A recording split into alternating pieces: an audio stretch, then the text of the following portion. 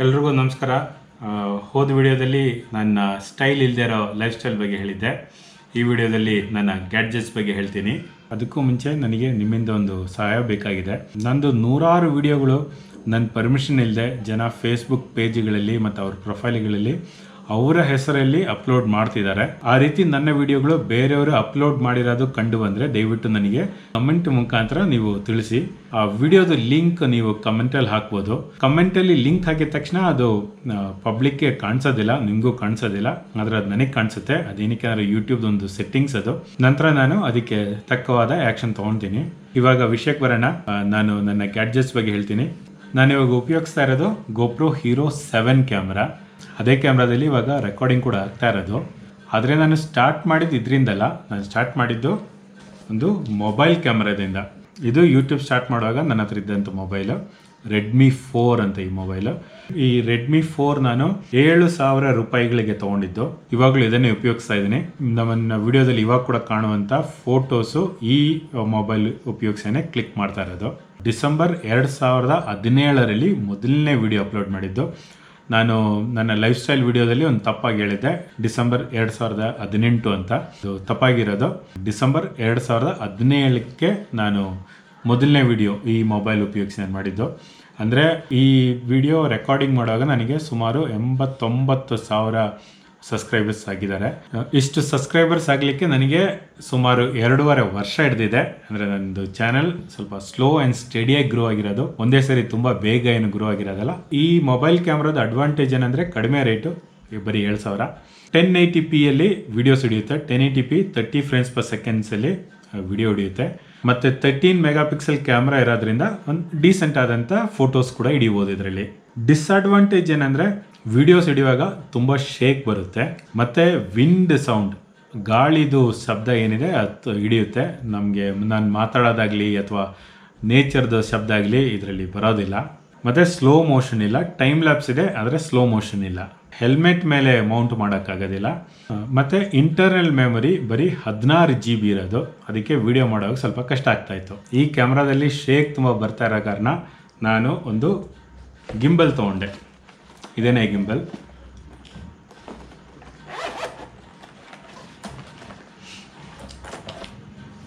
ಈ ರೀತಿ ಬರುತ್ತೆ. ಇದಕ್ಕೆ ಮೊಬೈಲ್ ನಾವು ಅಟ್ಯಾಚ್ ಮಾಡ್ಬೋದು.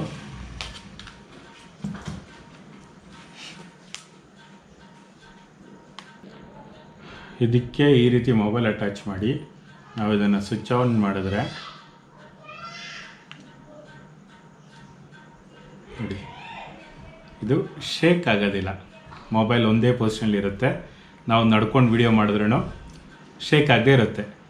ಸೊ ಇದು ನಾನು 13,000 ರೂಪಾಯಿಗೆ ತೊಗೊಂಡಿದ್ದು, ಶೇಕ್ ಆಗದೇ ಇರಲಿ ಅಂತಲೇ. ಅದೇ ಇದ್ರದ್ದು ಅಡ್ವಾಂಟೇಜು. ಡಿಸ್ಅಡ್ವಾಂಟೇಜ್ ಏನಂದರೆ ಇದು ವಾಟರ್ ಪ್ರೂಫ್ ಅಲ್ಲ. ಈ ಮೊಬೈಲ್ ಕೂಡ ವಾಟರ್ ಪ್ರೂಫ್ ಅಲ್ಲ. ತೊಗೊಂಡ ಟೈಮಲ್ಲಿ ಇದು 13,000 ಆಯಿತು. ಅದು ಸ್ವಲ್ಪ ಕಾಸ್ಟ್ಲಿನೇ. ಇವಾಗ ರೇಟ್ಸ್ ಕಮ್ಮಿ ಆಗಿದೆ. ರೇಟ್ ಏನಕ್ಕೆ ಕಮ್ಮಿ ಆಗಿದೆ ಅಂತ ನಾನು ಆಮೇಲೆ ಹೇಳ್ತೀನಿ. ಮತ್ತು ಇದು ನಾವು ಬೈಕಲ್ಲಿ ಟ್ರಾವೆಲ್ ಮಾಡುವಾಗ ಇದನ್ನು ಯೂಸ್ ಮಾಡೋಕ್ಕಾಗ್ತಾ ಇರಲಿಲ್ಲ. ಏನಕ್ಕೆ ಬೈಕಲ್ಲಿ ನಾವು ಓಡಿಸ್ಬೇಕಂದ್ರೆ ನಮಗಿದು ಎಲ್ಲೂ ಫಿಕ್ಸ್ ಮಾಡಿ ಓಡಿಸೋದಕ್ಕಾಗೋದಿಲ್ಲ. ಯಾಕಂದರೆ ಇದು ಗಾಳಿಗೆ ತಿರುಗಿಬಿಡುತ್ತೆ. ಮತ್ತು ಒಂದು ಕೈಲಂತೂ ಹಿಡ್ಕೊಂಡು ಓಡಿಸೋದಕ್ಕೆ ಆಗ್ತಾ ಇರಲಿಲ್ಲ. ಅದಕ್ಕೋಸ್ಕರ ಬೈಕ್ ಓಡಿಸುವಾಗ ಅದು ಯೂಸ್ ಆಗ್ತಾ ಇರಲಿಲ್ಲ. ಬೈಕ್ ಓಡಿಸುವಾಗ ವಿಡಿಯೋ ಮಾಡಬೇಕಂದ್ಬಿಟ್ಟು ಇನ್ನೊಂದು ಕ್ಯಾಮ್ರಾ ತೊಗೊಂಡೆ. ಇದು ಬಂದ್ಬಿಟ್ಟು SJ ಕ್ಯಾಮ್ದು SJ4000 ಅಂತ ಈ ಕ್ಯಾಮ್ರಾ ಮಾಡೆಲ್ ನಂಬರ್. ಇದು ನಾನು 5,400 ರೂಪಾಯಿಗೆ ತೊಗೊಂಡಿದ್ದು. ಇದರಲ್ಲಿ ಅಡ್ವಾಂಟೇಜ್ ವೈಡ್ ಆ್ಯಂಗಲ್ ವಿಡಿಯೋ ಹಿಡಿಬೋದು, 1080pಯಲ್ಲಿ ವಿಡಿಯೋ ಹಿಡಿಯುತ್ತೆ, ಮತ್ತು ವಾಟರ್ ಪ್ರೂಫ್ ಕೂಡ. ಹೆಲ್ಮೆಟ್ ಮೌಂಟ್ ಮಾಡ್ಬೋದು. ಹೆಲ್ಮೆಟ್ ಮೇಲೆ ಇದನ್ನು ನಾವು ಫಿಕ್ಸ್ ಮಾಡಿಕೊಂಡು ಗಾಡಿ ಓಡಿಸ್ಬೋದು. ಇದರ ಡಿಸ್ಅಡ್ವಾಂಟೇಜ್ ಅಂದರೆ ಇದು ವಾಟರ್ ಪ್ರೂಫ್ ಆಗಿರುವಾಗ ಸೌಂಡ್ ಹಿಡಿಯೋದಿಲ್ಲ. ಏನಕ್ಕೆ ಅಂದರೆ ಇದು ಕ್ಯಾಮ್ರಾ ವಾಟರ್ ಪ್ರೂಫ್ ಅಲ್ಲ ಅಂತ ತೋರಿಸ್ತೀನಿ. ಇದು ಓಪನ್ ಮಾಡಿದ್ರೆ ಇದು ಕ್ಯಾಮ್ರಾ ಇಷ್ಟೇ ಇರೋದು. ಇದು ವಾಟರ್ ಪ್ರೂಫ್ ಅಲ್ಲ. ಇದು ಈ ಥರ ರೆಕಾರ್ಡಿಂಗ್ ಮಾಡುವಾಗ ಶಬ್ದ ಹಿಡಿಯುತ್ತೆ. ಆದರೆ ಈ ಕೇಸ್ ಒಳಗೆ ಹೀಗೆ ಹಾಕ್ಬಿಟ್ಟು ನಾವು ಲಾಕ್ ಮಾಡಿಬಿಟ್ರೆ ವಾಟರ್ ಪ್ರೂಫ್ ಲಾಕ್ ಆಯಿತು. ಇವಾಗ ಶಬ್ದ ಹಿಡಿಯೋದಿಲ್ಲ. ಸೊ ನಾವೇನಾದರೂ ಜಲಾಶಯ, ಜಲಪಾತ ಇವೆಲ್ಲ ಹಿಡಿಬೇಕಂದ್ರೆ ಇದರಲ್ಲಿ ಹಿಡಿಯುವಾಗ ಶಬ್ದ ಬರ್ತಾ ಇರಲಿಲ್ಲ. ಅದರಿಂದ ಮಜಾ ಬರ್ತಾ ಇರಲಿಲ್ಲ. ಅದಕ್ಕೆ ನಾನು ಹಳೆ ವಿಡಿಯೋಗಳಲ್ಲಿ ನೀವು ನೋಡಿರ್ಬೋದು, ನಂದು ಮೊಬೈಲ್ ಕ್ಯಾಮ್ರಾದಲ್ಲಿ ಗಾಳಿ ಶಬ್ದ ಬರೋದು, ಇದರಲ್ಲಿ ಶಬ್ದನೇ ಬರಲ್ಲ. ಅದಕ್ಕೋಸ್ಕರ ಮ್ಯೂಸಿಕ್ ಹಾಕಬೇಕಾದಂಥ ಅವಸ್ಥೆ ಇದ್ದಿತ್ತು. ನಂತರ ಈ ಕಾಂಬಿನೇಷನಲ್ಲಿ ನಾನು 100 ವಿಡಿಯೋಸ್ ಮಾಡಿದ್ದೀನಿ. ಅದರಿಂದ ನನಗೆ 4500 ಸಬ್ಸ್ಕ್ರೈಬರ್ಸ್ವರೆಗೂ ಸಿಕ್ಕಿತ್ತು. ನಂತರ ಇದು ಮೇಂಟೈನ್ ಮಾಡೋಕ್ಕೆ ಎಷ್ಟಾಗ್ತಾಯಿತ್ತು ಈ ರೀತಿ ಬೇರೆ ಬೇರೆ ಕ್ಯಾಮ್ರಾ. ಅದಕ್ಕೆ ನೆಕ್ಸ್ಟ್ ನಾನು ತೊಗೊಂಡಿದ್ದು GoPro Hero 6. GoPro Hero 6 camera ನಾನು ಇವಾಗ ನಿಮ್ಗೆ ತೋರಿಸೋದಕ್ಕೆ ಆಗೋದಿಲ್ಲ, ಯಾಕಂದ್ರೆ ನಾನು ಕಳೆದಾಕೊಂಡ್ಬಿಟ್ಟಿದ್ದೀನಿ. BRLs ವಿಡಿಯೋ ಮಾಡಬೇಕಾದ್ರೆ ನಾನು ಕಳೆದೋಗಿದ್ದು ಒಂದು ದೊಡ್ಡ ಕತೆ, ಅದು ನಾನು ಇನ್ನೇವಾಗಾದ್ರೂ ಹೇಳ್ತೀನಿ. GoPro Hero 6 ನನಗೆ ಸುಮಾರು 35,000 ಆಗಿತ್ತು. GoPro Hero 6 ಅಲ್ಲಿ ನಾನು ಸುಮಾರು 200 ವಿಡಿಯೋಗಳು ಮಾಡಿದೆ. 200 ವಿಡಿಯೋಸಿಂದ ನನಗೆ ಟೋಟಲ್ 300 ವಿಡಿಯೋಸಿಂದ ಹಳೆ ವಿಡಿಯೋ ಮತ್ತು GoPro Hero 6 ಇಂದ ಮಾಡಿದಂಥ ವಿಡಿಯೋ ಮುಖಾಂತರ ನನಗೆ 50,000 ಸಬ್ಸ್ಕ್ರೈಬರ್ಸ್ ನನಗೆ ಬಂದಿತ್ತು. ನಂತರ ನಾನು GoPro Hero 8 ಕ್ಯಾಮ್ರಾ ತೊಗೊಂಡೆ. ಈ Hero 8 ನಾನು ತೊಗೊಂಡಿದ್ದು 37,500 ರೂಪಾಯಿಗೆ. ಇದು ಕೂಡ ನಾನು ತೋರ್ಸಕ್ಕಾಗೋದಿಲ್ಲ, ಏನಕ್ಕೆ ಅಂದರೆ ಈ ಕ್ಯಾಮ್ರಾ ನಾನು ಬ್ರೇಕ್ ಮಾಡಿಬಿಟ್ಟಿದ್ದೀನಿ. ಒಂದು 4 ವಿಡಿಯೋನ ಅಷ್ಟೇ ಇದರಲ್ಲಿ ಹಿಡಿದಿದ್ದು. ಚಿಕ್ಕದೇವಮ್ಮ ಹಿಲ್ಸಿಗೆ ಹೋಗುವಂಥ ದಾರಿಯಲ್ಲಿ ನನ್ನ ಕೈಯಿಂದ ಬಿದ್ದುಬಿಟ್ಟು ಈ ಕ್ಯಾಮ್ರಾ ಬ್ರೇಕ್ ಆಗಿದ್ದು. ಆ ವಿಡಿಯೋದಲ್ಲೂ ಕೂಡ ನಾನು ಹೇಗೆ ಬಿದ್ದು ಬ್ರೇಕ್ ಆಗಿದೆ ಅಂತ ತೋರಿಸಿದ್ದೀನಿ. ಆ ವಿಡಿಯೋದ ಲಿಂಕ್ ನಾನು ಇಲ್ಲಿ ಮೇಲೆ ಹಾಕಿರ್ತೀನಿ, ಡಿಸ್ಕ್ರಿಪ್ಷನ್ ಕೂಡ ಹಾಕಿರ್ತೀನಿ. ಇದು ಇವಾಗಲೂ ಸರ್ವಿಸ್ ಸೆಂಟರ್ ಅಲ್ಲಿದೆ. ಸುಮಾರು 4 ತಿಂಗಳು ಕಳೆದಿದೆ, ಇನ್ನು ಸರ್ವಿಸ್ ಸೆಂಟರ್ ಇಂದ ಬಂದಿಲ್ಲ. ಮತ್ತೆ ಫಿಸಿಕಲ್ ಡ್ಯಾಮೇಜಿಗೆ ವಾರಂಟಿ ಕಂಪನಿ ಕಡೆಯಿಂದ ಇಲ್ಲ. Hero 6ಗೆ ಅವ್ರದ್ದು ಟ್ಯಾಗ್ ಲೈನ್ ಇದ್ದಿದ್ದು you break it we replace it ಅಂತ. ಆದರೆ Hero 8ಗೆ ಆ ರೀತಿ ಇಲ್ಲ. Hero 7 ಇಂದಾನೆ ಆ ರೀತಿ ಇಲ್ಲ. ಬ್ರೇಕ್ ಆದ್ರೆ ಫಿಸಿಕಲ್ ಡ್ಯಾಮೇಜಿಗೆ ವಾರಂಟಿ ಇರೋದಿಲ್ಲ. ನಂತರ ಬ್ರೇಕ್ ಆದ್ಮೇಲೆ ನಾನು GoPro Hero 7 ತಗೊಂಡೆ. ಇದು ನಾನು ತೋರ್ಸಕ್ಕಾಗೋದಿಲ್ಲ, ಏನಕ್ಕೆ ಅಂದರೆ ಅದರಲ್ಲೇ ರೆಕಾರ್ಡಿಂಗ್ ಮಾಡ್ತಾ ಇರೋದು. ಈ ಕ್ಯಾಮ್ರಾ ನಾನು ತೊಗೊಂಡಿದ್ದು 27,000ಕ್ಕೆ. ಇಷ್ಟು ಕಾಸ್ಟ್ಲಿ ಇದ್ರೂ ನಾನು ಹೇಗೆ ಬ್ಯಾಕ್ ಟು ಬ್ಯಾಕ್ ಕ್ಯಾಮ್ರಾ ತೊಗೊಳಕ್ಕಾಯಿತು ಅಂದರೆ ಇದಕ್ಕೆಲ್ಲ EMI ಸಿಗ್ತಾ ಇದೆ. ಸೊ ನಾನು ತೊಗೊಂಡಿದ್ದಂಥ ಕ್ಯಾಮ್ರಾಗಳು, ಈ ಕಾಸ್ಟ್ಲಿ ಕ್ಯಾಮ್ರಾಗಳೆಲ್ಲ EMI ಮೇಲೇ ನಾನು ತೊಗೊಂಡಿರೋದು. ಇದು ಒಂದು ಚಿಕ್ಕ ಕ್ಯಾಮ್ರಾ, ಕೈಯಲ್ಲಿ ಇಷ್ಟಕ್ಕೆ ಬಂದುಬಿಡುತ್ತೆ. ಸೊ ಇಷ್ಟು ಚಿಕ್ಕ ಕ್ಯಾಮ್ರಾಗೆ ಏನಕ್ಕೆ ಇಷ್ಟು ಕಾಸ್ಟ್ಲಿ ಇದೆ ಅಂತ ನೀವು ಕೇಳ್ಬೋದು. ಇದ್ರದ್ದು ಮೇಯ್ನ್ ಅಡ್ವಾಂಟೇಜ್ ಏನಪ್ಪ ಅಂದರೆ ಶೇಕ್ ತೀರ ಬರೋದಿಲ್ಲ ಮತ್ತು ವಾಟರ್ ಪ್ರೂಫ್ ಕೂಡ. GoPro Hero 7 ಕ್ಯಾಮ್ರಾನ ಇವರು ಗಿಂಬಲ್ ಕಿಲ್ಲರ್ ಅಂತ ಕರೆಯೋದು. ಇವನ್ Hero 8 ಕೂಡ ಹಾಗೇನೆ. ಅದರಲ್ಲಿ ಹೈಪರ್ ಸ್ಮೂತ್ ಅಂತ ಟೆಕ್ನಾಲಜಿ ಅಳವಡಿಸಿದ್ದಾರೆ. ಆಪ್ಟಿಕಲ್ ಸ್ಟೆಬಿಲೈಸೇಷನ್ ಅಷ್ಟು ಚೆನ್ನಾಗಿದೆ. ಅಂದರೆ ಇದಕ್ಕೆ ಗಿಂಬಲ್ ಅವಶ್ಯಕತೆನೇ ಇಲ್ಲ. ನಾವು ನಡ್ಕೊಂಡಲ್ಲ, ಓಡ್ಕೊಂಡು ವಿಡಿಯೋ ಮಾಡಿದ್ರು ಕೂಡ ನಮಗೆ ಸ್ಮೂತಾಗಿ ಅದು ಗಿಂಬಲ್ ಉಪಯೋಗಿಸಿರೋ ಥರ ಅಥವಾ ಒಂದು ಕ್ರೇನ್ ಶಾಟ್ ಹಿಡ್ದಂಗೆ ನಮ್ಗೆ ಬರುತ್ತೆ. ಅದಕ್ಕೋಸ್ಕರ ಈ ಕ್ಯಾಮ್ರಾ ಬಂದಮೇಲಿಂದೇ ಗಿಂಬಲ್ಗಳಿಗೆಲ್ಲ ರೇಟ್ ಕಮ್ಮಿ ಆಗಿದೆ. ಇವಾಗ 5,000, 4,000ದಿಂದ 6,000 ಒಳಗಡೆ ಒಳ್ಳೆ ಗಿಂಬಲ್ ಸಿಕ್ಬಿಡುತ್ತೆ. ಯಾಕಂದರೆ ಈ ಕ್ಯಾಮ್ರಾ ಬಂದ್ಬಿಟ್ಟು ಗಿಂಬಲಿಗೆ ಇವಾಗ ಅಷ್ಟು ಬೆಲೆ ಇಲ್ಲ. ಇದರಲ್ಲಿರೋ ನೆಕ್ಸ್ಟ್ ಅಡ್ವಾಂಟೇಜ್ ಅಂದರೆ ವಾಟರ್ ಪ್ರೂಫ್. ಅಂದರೆ ನಾವು ಸಪ್ರೇಟಾಗಿ ಯಾವುದೇ ಕೇಸ್ ಏನು ಹಾಕೋ ಅವಶ್ಯಕತೆ ಇಲ್ಲ. ಆ ಕ್ಯಾಮ್ರಾ ಕಂಪ್ನಿಯಿಂದ ಹೇಗೆ ಬರುತ್ತೋ ಹಾಗೆ ನಾವು ನೀರು ಕೆಳಗಡೆ ಯೂಸ್ ಮಾಡ್ಬೋದು. Hero 6 ಬಂದ್ಬಿಟ್ಟು 100 ಮೀಟರ್ವರೆಗೂ ಅಂದರೆ 300 ಅಡಿವರೆಗೂ ವಾಟರ್ ಪ್ರೂಫ್ ಇರ್ತಾ ಇತ್ತು. ಅರೆ Hero 7 ಮತ್ತು 8 ಅಷ್ಟು ವಾಟರ್ ಪ್ರೂಫ್ ಇಲ್ಲ. ಕಂಪನಿ ಹೇಳ್ತಾ ಇರೋದು 10 ಮೀಟರ್ ಅಂದರೆ 30 ಅಡಿವರೆಗೂ. ನಾನು 30 ಅಡಿಗಿಂತ ಏನು ಕೆಳಗೆ ನೀರೊಳಗೆ ಹೋಗೋದಿಲ್ಲ. ನನಗೆ ಒಂದು 2-3 ಅಡಿ ಇದ್ರೂ ಸಾಕಾಗುತ್ತೆ.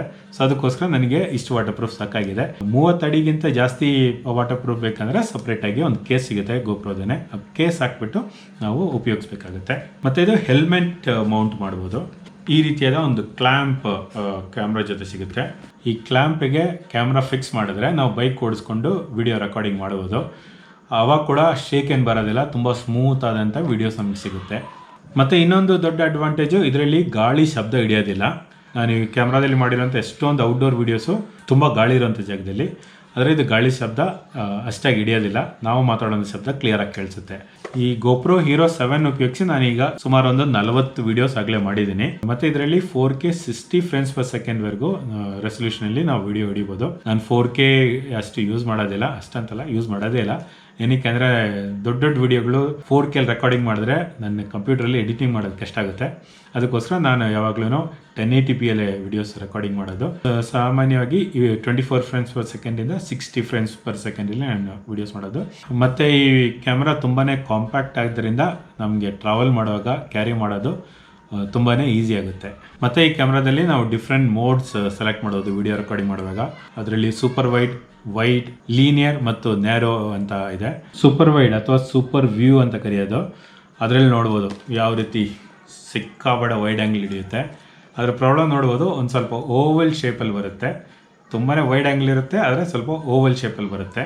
ಇದಾದ್ರ ಸೂಪರ್ ವ್ಯೂದು ಡಿಸ್ಅಡ್ವಾಂಟೇಜು.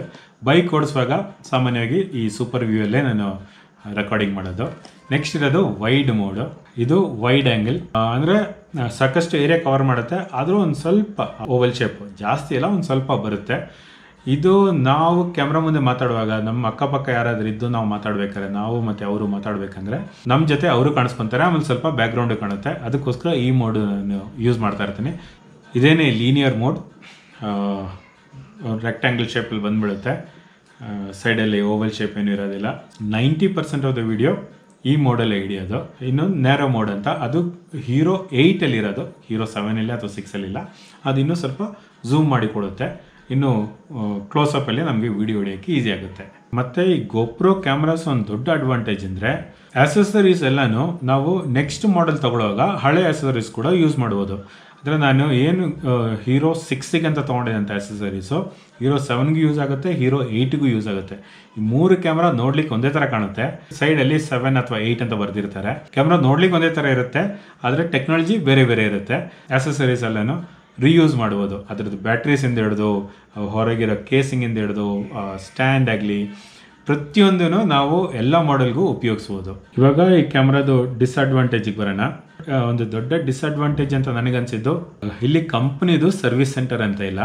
ನಾನು ಇವಾಗ ಸರ್ವಿಸ್ ಸೆಂಟ್ರಲ್ಲಿ ಕೊಟ್ಟಿರೋದು ಅದು ಕಂಪ್ನಿ ಸರ್ವಿಸ್ ಸೆಂಟರ್ ಏನಲ್ಲ, ಆಥರೈಸ್ಡ್ ಅಂತ ಹೇಳ್ತಿದ್ದಾರೆ. January 27ಗೆ ನಾನು ಈ ಕ್ಯಾಮ್ರಾ ಸರ್ವಿಸಿಗೆ ಕೊಟ್ಟಿದ್ದು, ಅದು ಇನ್ನೂ ನನ್ನ ಕೈಲಿ ಸಿಗಲಿಲ್ಲ. ಇವಾಗ ಅಫ್ಕೋರ್ಸ್ ಲಾಕ್ಡೌನ್ ಆದ್ರಿಂದ ಸ್ಪೇರ್ ಪಾರ್ಟ್ಸ್ ಯಾವುದು ಬರ್ತಾ ಇಲ್ಲ. ಇನ್ನು ಯಾವಾಗ ಬರುತ್ತೆ ಗೊತ್ತಿಲ್ಲ. ಕಂಪ್ನಿಗೆ ಫೋನ್ ಮಾಡಿ ಕೇಳಿದ್ರೆ ಸ್ಪೇರ್ ಪಾರ್ಟ್ಸ್ ಹೊರಗಿಂದ ಬರಬೇಕು, ಅಂದರೆ ಲಾಕ್ಡೌನ್ ಆಗೋಕ್ಕೆ ಮುಂಚೆನೇ ತುಂಬ ಲೇಟ್ ಮಾಡಿದ್ರು, ಸ್ಪೇರ್ ಪಾರ್ಟ್ಸ್ ಬರ್ತಾ ಇಲ್ಲ, ಹೊರಗಿಂದ ಬರಬೇಕು ಅಂತಲೇ ಹೇಳಿ. ಎಷ್ಟು ಸರ್ವಿಸ್ಗೆ ಎಷ್ಟು ಚಾರ್ಜ್ ಆಗುತ್ತೆ ಅಂತ ನನಗೆ ಗೊತ್ತಿಲ್ಲ, ಯಾಕಂದ್ರೆ ಸ್ಪೇರ್ ಪಾರ್ಟ್ಸ್ ಬಂದ ಮೇಲೇ ಅವರು ಚಾರ್ಜಸ್ ಕೂಡ ಹೇಳೋದಂತೆ. ಇನ್ನು ಎಷ್ಟು ದಿನ ಆಗುತ್ತೆ ಗೊತ್ತಿಲ್ಲ, ಅದಕ್ಕೋಸ್ಕರ ಇನ್ನು ಸರ್ವಿಸ್ ಸೆಂಟರಲ್ಲೇ ಇದೆ. ನೆಕ್ಸ್ಟು ಈ ಕ್ಯಾಮ್ರಾದಲ್ಲಿ ಝೂಮ್ ಆಪ್ಷನ್ ಇಲ್ಲ. ಝೂಮ್ ಇದೆ, ಒಂದು ಸ್ವಲ್ಪ ಆಪ್ಟಿಕಲ್ ಝೂಮ್ ಇದೆ, ಅದೇನು ಅಷ್ಟು ಎಫೆಕ್ಟಿವ್ ಇಲ್ಲ. ಸೊ ನಮ್ಮ ಕಾಲುಗಳೇ ಝೂಮ್ ಆಗಿ ಉಪಯೋಗಿಸ್ಬೇಕು. ದೂರ ಇರೋದು ಏನಾದರೂ ಕ್ಯಾಪ್ಚರ್ ಮಾಡಬೇಕಾದ್ರೆ ನಾನು ಈ ಸೋನಿ ಕ್ಯಾಮ್ರಾ ಉಪಯೋಗಿಸ್ತೀನಿ. ಇದು ಸೋನಿದು ಸೈಬರ್ ಶಾಟ್ W810 ಅಂತ. ಈ ಕ್ಯಾಮ್ರಾ ನಾನು ಯೂಟ್ಯೂಬ್ ಚಾನಲ್ ಸ್ಟಾರ್ಟ್ ಮಾಡೋಕ್ಕಿಂತ ತುಂಬ ಮುಂಚೆ ತೊಗೊಂಡಿದ್ದು, ಫೋಟೋಸ್ಗಂತಾನೆ ತೊಗೊಂಡಿದ್ದು, ಆದರೆ ಇವಾಗಲೂ ಉಪಯೋಗಿಸ್ತಾ ಇದ್ದೀನಿ. ಇದು 20 ಮೆಗಾಪಿಕ್ಸೆಲ್ ಲೆನ್ಸ್ ಇದೆ, ಆದರೆ ವಿಡಿಯೋ 720p ಮಾತ್ರ ವಿಡಿಯೋ ರೆಕಾರ್ಡಿಂಗ್ ಮಾಡೋದು. ಮತ್ತು ವಿಡಿಯೋ ಇದರಲ್ಲಿ ಅಷ್ಟು ಎಫೆಕ್ಟಿವ್ ಇಲ್ಲ, ಯಾಕಂದರೆ ತುಂಬ ಶೇಕ್ ಬರುತ್ತೆ. ಇದು ನಾನು ಮೇನ್ಲಿ ಯೂಸ್ ಮಾಡೋದು ಝೂಮ್ಗೋಸ್ಕರ, ಝೂಮ್ ಮಾಡಿ ಫೋಟೋಸ್ ಹಿಡಿಯೋಕ್ಕೋಸ್ಕರ. ಸೊ ವಿಡಿಯೋದಲ್ಲಿ ತುಂಬ ದೂರ ಇರೋವಂಥ ಏನಾದ್ರು ನಾನು ತೋರಿಸ್ಬೇಕಂದ್ರೆ ಈ ಕ್ಯಾಮ್ರಾದಲ್ಲಿ ಫೋಟೋ ಹಿಡಿದು ಅದನ್ನು ವಿಡಿಯೋದಲ್ಲಿ ಇನ್ಕ್ಲೂಡ್ ಮಾಡಿ ನಾನು ತೋರಿಸೋದು. ಗೋಪ್ರೋದಲ್ಲಿ ಇನ್ನೊಂದು ಡಿಸ್ಅಡ್ವಾಂಟೇಜ್ ಅಂದರೆ ಹೀರೋ 8ಅಲ್ಲಿ ಗಾಳಿ ಶಬ್ದ ಹಿಡಿತಾ ಇತ್ತು. ಹೀರೋ 8 ಮುಂದ್ಗಡೆನೇ ಒಂದು ಮೈಕ್ ಇದೆ, ಹೀರೋ 6 ಮತ್ತು 7 ಫ್ರಂಟಲ್ಲಿಲ್ಲ. ಆ ಮೈಕ್ ಗಾಳಿ ಸೌಂಡ್ ಹಿಡಿತಾ ಇತ್ತು. ಹೀರೋ 8ಅಲ್ಲಿ ಮಾಡಿರೋಂಥ ಒಂದೆರಡು ವಿಡಿಯೋದಲ್ಲಿ ಔಟ್ಡೋರ್ ವಿಡಿಯೋ ಹಿಡಿದಾಗ ಒಂದು ಸ್ವಲ್ಪ ಗಾಳಿ ಶಬ್ದ ಹಿಡಿದು ಮಾತು ಸರಿಯಾಗಿ ಬರಲಿಲ್ಲ ಅದರಲ್ಲಿ. ಅದು ನನ್ನ ಕ್ಯಾಮ್ರಾದಲ್ಲಿ ಮಾತ್ರ ಪ್ರಾಬ್ಲಮ್ ಇರೋದಾ ಅಥವಾ ಬೇರೆಯವ್ರ ಕ್ಯಾಮ್ರಾದಲ್ಲಿ ಇದೇ ಸೇಮ್ ಪ್ರಾಬ್ಲಮ್ ಇದೆಯಾ ನನಗೆ ಗೊತ್ತಿಲ್ಲ. ನೀವು ಯಾರಾದರೂ ಹೀರೋ 8 ಕ್ಯಾಮ್ರಾ ತೊಗೊಂಡು ಈ ರೀತಿ ಗಾಳಿ ಶಬ್ದ ಹಿಡಿತಾ ಇದ್ರೆ ನನಗೆ ಕಮೆಂಟ್ ಮುಖಾಂತರ ತಿಳಿಸಿ. ಅದಕ್ಕೆ GoPro ಒಂದು ಹೊಸ ಮಾಡ್ಯೂಲ್ ಅಂತ ಬಿಟ್ಟಿದ್ದಾರೆ ಹೀರೋ 8ಗೆ ಅಂತ. ಆ ಮಾಡ್ಯೂಲ್ ಎಲ್ಲ ಒಂದು ಮೈಕ್ ಇರುತ್ತೆ, ಮತ್ತು ಲೈಟ್ ಫಿಟ್ಟಿಂಗ್ಗೋಸ್ಕರ ಮತ್ತು ಎಕ್ಸ್ಟ್ರಾ ಸ್ಕ್ರೀನ್ ಎಲ್ಲ ಫಿಟ್ ಮಾಡೋಕ್ಕಂತ ಒಂದು ಸಪ್ರೇಟ್ ಮಾಡ್ಯೂಲ್ ಕೊಟ್ಟಿದ್ದಾರೆ. ಅದು ಒಂದು ಸುಮಾರು 7-8 ಸಾವಿರ ಇದೆ, ನನಗೆ ಗೊತ್ತಿಲ್ಲ ರೇಟು.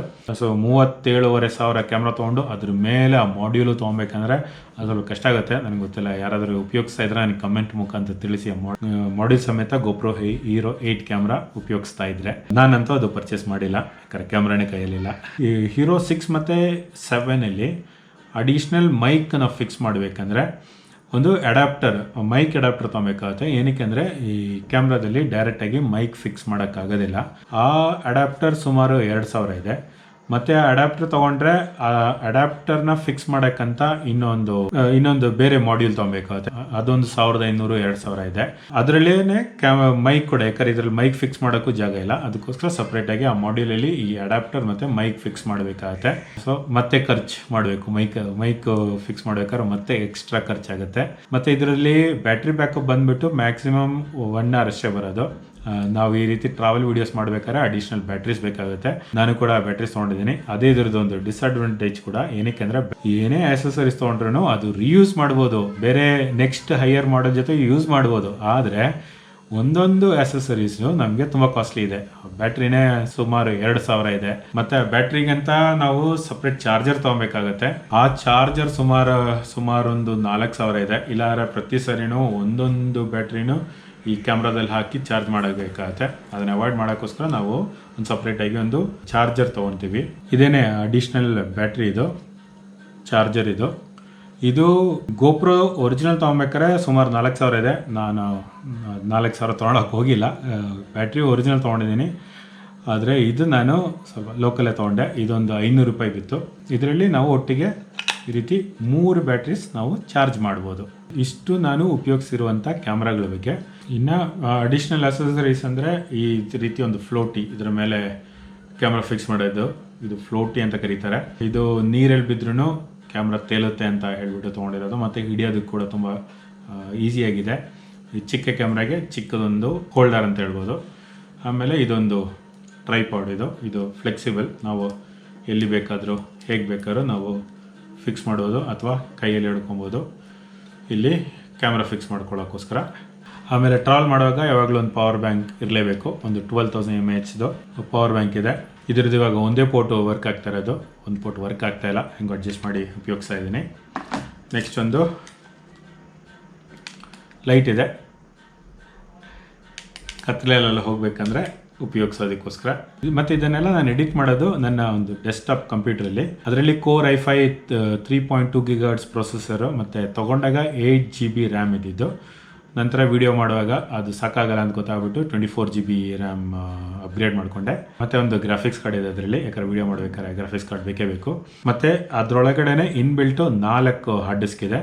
ಒಂದು 256 GBದು SSD ಹಾರ್ಡ್ ಡಿಸ್ಕು, ಇನ್ನೊಂದು 1 TB, ಇನ್ನೊಂದು 2 TB, ಇನ್ನೊಂದು 4 TB. ಇದಲ್ಲದೆ ಒಂದು ಎಕ್ಸ್ಟರ್ನಲ್ ಹಾರ್ಡ್ ಡಿಸ್ಕ್ ಕೂಡ 1 TB ಇದೆ. ಈಗ ಈ ಎಲ್ಲ ಹಾರ್ಡ್ ಡಿಸ್ಕ್ ಕೂಡ ಫುಲ್ ಆಗೋಗಿದೆ. ಮತ್ತೆ ಹಾರ್ಡ್ ಡಿಸ್ಕ್ ಕೊಂಡ್ಕೊಳ್ಳುವಂಥ ಪರಿಸ್ಥಿತಿ ಬಂದ್ಬಿಟ್ಟಿದೆ. ಮತ್ತು ನಾನು ವಿಡಿಯೋ ಎಡಿಟ್ ಮಾಡೋಕ್ಕೆ ಉಪಯೋಗಿಸೋದು ಪ್ರೀಮಿಯರ್ ಪ್ರೋ ಸಾಫ್ಟ್ವೇರು. ಅದು ಕೂಡ ತುಂಬ ಕಾಸ್ಟ್ಲಿ ಇದೆ. ಅದಕ್ಕೋಸ್ಕರ ನಾನು ಸ್ವಲ್ಪ ಹಳೆ ವರ್ಷನ್ ಉಪಯೋಗಿಸ್ತಾ ಇದ್ದೀನಿ. ಹೊಸ ತೊಗೊಬೇಕಾದ್ರೆ ಸುಮಾರು 20,000 ರೂಪಾಯಿ ಏನೋ ಆಗುತ್ತೆ. ಬೇಡ ನನಗೆ, ಅದಕ್ಕೆ ನಾನು ಸಿಂಪಲ್ ಎಡಿಟಿಂಗ್ ಮಾಡೋದು ಯಾವಾಗಲೂ. ಅದು ಹಳೆ ವರ್ಷನಲ್ಲೇ ನಡೆದೋಗುತ್ತೆ. ಮತ್ತು ನನ್ನ ಹತ್ರ ಡ್ರೋನ್ ಕ್ಯಾಮ್ರಾ ಇಲ್ಲ, ಯಾಕಂದರೆ ಡ್ರೋನ್ ಕ್ಯಾಮ್ರಾ ಸುಮಾರು ಒಂದು 50,000 ಆಗುತ್ತೆ. ಝೂಮ್ ಕ್ಯಾಮ್ರಾ ಇಲ್ಲ, ಯಾಕಂದರೆ ಒಂದು ಒಳ್ಳೆ zoom camera with optical stabilisation ಬೇಕಾದ್ರೆ ಅದು ಸುಮಾರು ಒಂದು 50,000 ಆಗುತ್ತೆ. ಝೂಮ್ ಕ್ಯಾಮ್ರಾ ಇಲ್ಲದೇ ಇರೋ ಕಾರಣನೇ ನಾನು ಇದುವರೆಗೂ ಝೂ ಮತ್ತು ಸಫಾರಿ ವಿಡಿಯೋ ಮಾಡಿಲ್ಲ. ಮೈಸೂರು ಝೂದು ವಿಡಿಯೋಸ್ ತುಂಬ ಜನ ಕೇಳ್ತಾ ಇದ್ದೀರಾ. ಆದರೆ ದೂರ ಅಲ್ಲಿ ನೋಡಿ ಯಾವುದೋ ಒಂದು ಪ್ರಾಣಿ ಕಾಣಿಸ್ತಾ ಇದೆ ಅಂತ ಹೇಳ್ಬಿಟ್ಟು ಅದ್ರ ಪ್ರಯೋಜನ ಇಲ್ಲ. ಅದು ಸ್ವಲ್ಪ ಝೂಮ್ ಆದರೂ ಮಾಡಿ ತೋರಿಸ್ಬೇಕು ನಿಮಗೆ. ಅದಕ್ಕೋಸ್ಕರ ನನ್ನ ಹತ್ರ ಝೂಮ್ ಕ್ಯಾಮ್ರಾ ಇಲ್ಲ ಅಂದ್ಬಿಟ್ಟು ನಾನು ಇದುವರೆಗೂ ಮಾಡಿಲ್ಲ. ಝೂಮ್ ಕ್ಯಾಮ್ರಾ ತೊಗೊಂಡ್ರೆ ಖಂಡಿತವಾಗಿ ನಾನು ಮೊದಲನೇ ದಿನವೇ ಹೋಗ್ಬಿಟ್ಟು ಮೈಸೂರು ಝೂದು ವಿಡಿಯೋ ಮಾಡ್ತೀನಿ. ಹಾಗಿದ್ರೆ ನೀವು ಕೇಳ್ಬೋದು, ಕ್ಯಾಮ್ರಾ ತೊಗೊಳಕ್ಕೆ ಯೂಟ್ಯೂಬಿಂದ ದುಡ್ಡು ಬರೋದಿಲ್ವಾ ಅಂತ. ಯೂಟ್ಯೂಬಿಂದ ಖಂಡಿತ ದುಡ್ಡು ಬರುತ್ತೆ, ಆದರೆ ಅದು ಎಷ್ಟು ಕಡಿಮೆ ಬರುತ್ತೆ ಅಂದರೆ, ನಾನು ಇದುವರೆಗೂ ಯೂಟ್ಯೂಬ್ಗೋಸ್ಕರ ಏನು ಖರ್ಚು ಮಾಡಿದ್ದೀನಿ ಅದರಷ್ಟು ದುಡ್ಡು ನನಗಿನ್ನೂ ಬಂದಿಲ್ಲ. ನನಗೆ ಓಡಾಡೋದಕ್ಕೆ ಸಹಾಯ ಆಗೋ ಥರ ನನಗೆ ದುಡ್ಡು ಬರುತ್ತೆ ಅಷ್ಟೇ. ಮನೇಲೇ ಕೂತ್ಕೊಂಡು ವಿಡಿಯೋ ಮಾಡೋದಾಗಿದ್ರೆ ಯೂಟ್ಯೂಬಿಂದ ಲಾಭ ಮಾಡ್ಬೋದು. ಆದರೆ ನಂತರ ಓಡಾಡ್ಕೊಂಡು ವಿಡಿಯೋ ಮಾಡೋದಾಗಿದ್ರೆ ತುಂಬ ಖರ್ಚಾಗುತ್ತೆ. ಎಷ್ಟೋ ಕಡೆ ವಿಡಿಯೋ ಮಾಡೋದಕ್ಕೆ ಪರ್ಮಿಷನೇ ಸಿಗೋದಿಲ್ಲ, 2-3 ಸರಿ ಎಲ್ಲ ಹೋಗ್ಬೇಕಾಗಿ ಬರುತ್ತೆ. ಮತ್ತು ಸ್ಪಾನ್ಸರ್ಶಿಪ್ ಎಲ್ಲ ಸಿಕ್ಕರೆ ಸ್ವಲ್ಪ ದುಡ್ಡು ಮಾಡಬಹುದು. ಆದರೆ ಇನ್ನೂ ಸರಿಯಾದ ಒಂದು ಸ್ಪಾನ್ಸರ್ಸ್ ಯಾರು ನನಗೆ ಅಪ್ರೋಚ್ ಮಾಡಿಲ್ಲ. ಇವಾಗ ಅಪ್ರೋಚ್ ಮಾಡ್ತಾ ಇರೋದೆಲ್ಲ ನನಗೆ ಇಷ್ಟ ಆಗದಿರೋ ಪ್ರಾಡಕ್ಟ್ಸ್ ಅಥವಾ ಬ್ರ್ಯಾಂಡ್ಸ್. ಅದರಲ್ಲೂ ಮೇನ್ ಆಗಿ ಬರ್ತಾ ಇರೋದು ಗ್ಯಾಂಬ್ಲಿಂಗ್ಗೆ ಸಂಬಂಧಪಟ್ಟಂತ ಅಪ್ಲಿಕೇಶನ್, ಜೂಜಾಟ ಅಂತ ಏನು ಹೇಳ್ತೀವಿ, ಅದಕ್ಕೆ ಸಂಬಂಧಪಟ್ಟಂತ ಅಪ್ಲಿಕೇಶನ್ ಅವರೇನೆ ಜಾಸ್ತಿ ಕಾಂಟ್ಯಾಕ್ಟ್ ಮಾಡ್ತಾ ಇರೋದು. ನಿನ್ನೆ ಕೂಡ ರಮ್ಮಿಗೆ ಸಂಬಂಧಪಟ್ಟಂತ ಒಂದು ಮೊಬೈಲ್ ಆ್ಯಪ್ನವರು ಕಾಂಟ್ಯಾಕ್ಟ್ ಮಾಡಿದ್ರು. ನಾನು ಅದನ್ನು ರಿಜೆಕ್ಟ್ ಮಾಡಿದೆ. ಯಾಕಂದರೆ ಜೂಜಾಟ ನಾನು ಆಡೋದಿಲ್ಲ, ಯಾರಿಗೂ ಆಡಬೇಕಂತ ಹೇಳೋದು ಇಲ್ಲ. ಮತ್ತು ಈ ಝೂಮ್ ಕ್ಯಾಮ್ರಾ ಅಥವಾ ಡ್ರೋನ್ ತೊಗೊಳೋದು ಮಾತ್ರ ಅಲ್ಲ, ತೊಗೊಂಡ್ರೆ ಅದಕ್ಕೆ ಅಡಿಷ್ನಲ್ ಬ್ಯಾಟ್ರಿ ಬೇಕಾಗುತ್ತೆ, ಮತ್ತು ಕೆಲವು ಆಕ್ಸೆಸರೀಸ್ ಬೇಕಾಗುತ್ತೆ, ಮತ್ತು ಪರ್ಮಿಷನ್ಸ್ ಬೇಕಾಗುತ್ತೆ, ಮತ್ತು ಅದು ಉಪಯೋಗಿಸಿ ವಿಡಿಯೋ ಮಾಡಬೇಕಂದ್ರೆ ಎಕ್ಸ್ಟ್ರಾ ಚಾರ್ಜಸ್ ಬೇಕಾಗುತ್ತೆ, ಮತ್ತು ಆಕ್ಸೆಸರೀಸು ಮತ್ತು ಎಕ್ಸ್ಟ್ರಾ ಚಾರ್ಜಸ್ ಅಂದ್ಬಿಟ್ಟು ತುಂಬ ಖರ್ಚಾಗುತ್ತೆ. ಸೊ ಅಷ್ಟೆಲ್ಲ ನಾವು ಖರ್ಚು ಮಾಡ್ಕೊಂಡಿದ್ರೆ ಟ್ರಾವೆಲ್ ಮಾಡೋದು ಕಷ್ಟ ಆಗುತ್ತೆ ಅಂದ್ಬಿಟ್ಟು ನಾನು ಎಕ್ಸ್ಟ್ರಾ ಆಕ್ಸೆಸರೀಸ್ ಆಗಲಿ ಪ್ರೊಫೆಷನಲ್ ಕ್ಯಾಮ್ರಾ ಆಗಲಿ ನಾನು ಇಂದು ತೊಗೊಂಡಿಲ್ಲ. ಮತ್ತು ಕೆಲವರು ಕೇಳಿದರು, ಹೊಸದಾಗಿ ಯೂಟ್ಯೂಬ್ ಚಾನಲ್ ಸ್ಟಾರ್ಟ್ ಮಾಡೋರಿಗೆ ನೀವು ಏನು ಸಜೆಸ್ಟ್ ಮಾಡ್ತೀರಾ ಅಂತ. ನಾನು ಸಜೆಸ್ಟ್ ಮಾಡೋದು, ಯೂಟ್ಯೂಬಿಂದ ನಮಗೆ ಸ್ಟಾರ್ಟಿಂಗಲ್ಲಿ ತುಂಬಾ ಕಡಿಮೆ ದುಡ್ಡು ಬರೋದು. ಅದಕ್ಕೋಸ್ಕರ ದುಡ್ಡು ಬರುತ್ತೆ ಅಂದ್ಬಿಟ್ಟು ನಾವು ವಿಡಿಯೋ ಮಾಡಿದ್ರೆ ತುಂಬ ಬೇಜಾರಾಗುತ್ತೆ. ನೀವು ನಿಜವಾಗ್ಲೂ ಯೂಟ್ಯೂಬಲ್ಲಿ ವಿಡಿಯೋಸ್ ಮಾಡಬೇಕಂದ್ರೆ ಆದಷ್ಟು ಕಡಿಮೆ ಖರ್ಚಲ್ಲಿ ಒಳ್ಳೆ ರೀತಿಯಾದ ವಿಡಿಯೋ ಮಾಡಿ, ಅದರಿಂದ ವ್ಯೂವರ್ಸ್ ಯಾವ ರೀತಿ ರೆಸ್ಪಾಂಡ್ ಮಾಡ್ತಾರೆ ಅಂತ ನೋಡಿಬಿಟ್ಟು, ರೆಸ್ಪಾನ್ಸ್ ಚೆನ್ನಾಗಿದ್ರೆ ಮಾತ್ರ ಖರ್ಚು ಜಾಸ್ತಿ ಮಾಡಿಬಿಟ್ಟು ವಿಡಿಯೋ ಕ್ವಾಲಿಟಿ ಇಂಪ್ರೂವ್ ಮಾಡೋಕ್ಕೆ ನೋಡಿ. ಸ್ಟಾರ್ಟಿಂಗಲ್ಲೇ ತುಂಬ ಖರ್ಚು ಮಾಡಿ ಹೈ ಕ್ವಾಲಿಟಿ ವಿಡಿಯೋ ಮಾಡಿ ಆಮೇಲೆ ಅದು ಓಡಿಲ್ಲ ಅಂದರೆ ತುಂಬ ಬೇಜಾರಾಗುತ್ತೆ, ತುಂಬ ನಷ್ಟ ಕೂಡ ಆಗುತ್ತೆ.